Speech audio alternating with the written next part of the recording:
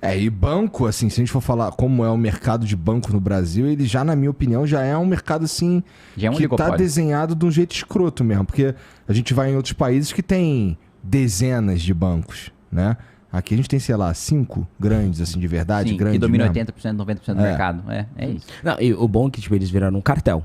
Existe um cartel de bancos no Brasil. Então, tipo, outra coisa que eu queria discutir é, tipo, como a esquerda, ela taxa a direita no geral.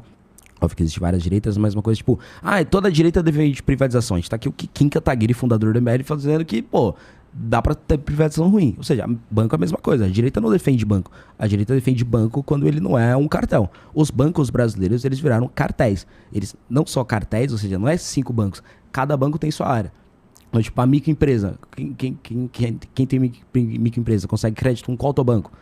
Tal banco. Quem é do agro consegue crédito com tal banco. Tal banco. Eles estão se dividindo e colocando ali suas funções em cada banco. Cada um com seu espacinho. Exato. Cada um com seu espacinho e ninguém entra no espacinho do outro, ninguém diminui tal coisa pra não... Aí fudeu, né? Aí não tem fudeu. concorrência mesmo. E o Banco Central, que deveria regular isso, né? Salvo engano, né? A lei ou resolução do CMN, não me lembro exatamente qual que é o grau de legislação. Mas, tipo, para você abrir um banco, você precisa de um capital, acho, mínimo de R$1 milhão, né? Que é bem pouco para você abrir um banco.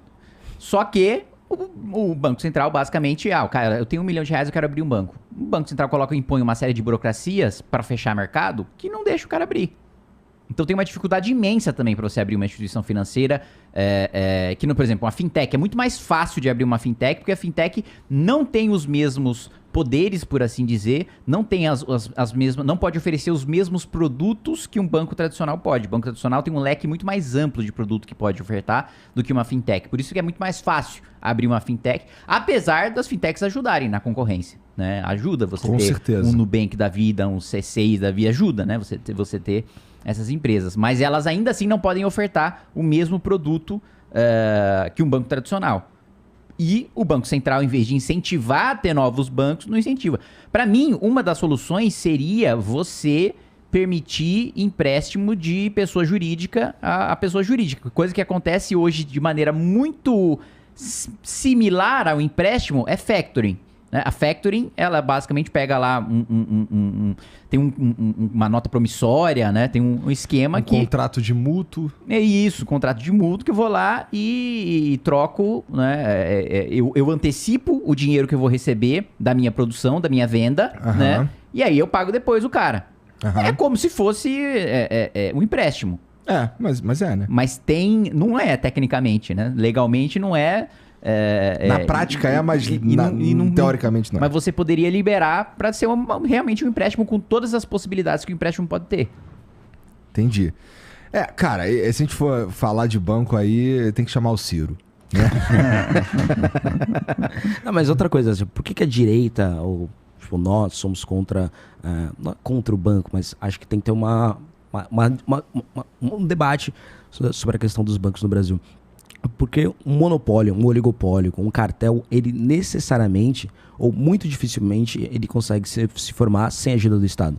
Ou seja, é o Estado brasileiro. Tipo, não é, o capitalismo malvadão, a iniciativa privada, etc., ele tá tentando matar as pessoas, etc. Não, mas o Estado brasileiro, ele tá aceitando que tenha 5 bancos no Brasil. Só tem 5 e não tem 6, 7, 10, porque o Estado brasileiro tá deixando. A gente tem que o Estado brasileiro parar de deixar que as pessoas se endividem sem essa educação financeira. Mas são os bancos que mandam, irmão. Mas são os bancos só conseguem mandar porque o Estado brasileiro, ele deixa que os bancos que mandem. Por exemplo, os bancos, a década que os bancos mais lucraram no Brasil foi no governo do PT. Sim, isso aí todo mundo sabe, eu suponho, né, que todo mundo sabe. Mas o ponto é que, assim, agora eles têm tanto poder, irmão, que tá todo mundo no bolso, assim, de certa forma. Não tô nem falando de corrupção nem nada. Tô falando de a estrutura tá posta de tal maneira que agora o jogo é esse. Eu nem acho que a gente consegue mudar essa porra assim sem uma briga muito grande, tá ligado? Uma Beleza, briga, concordamos nisso. Um desgaste político também muito grande pra fazer uma mudança nesse sentido. Porque, obviamente, não é do interesse de quem manda, né? E quem manda é eles, pô. Exato, os bancos estão governando o Brasil. Mas a questão principal é que em algum momento a gente vai ter que ter essa discussão. Hoje no Brasil nós temos 71% das famílias endividadas.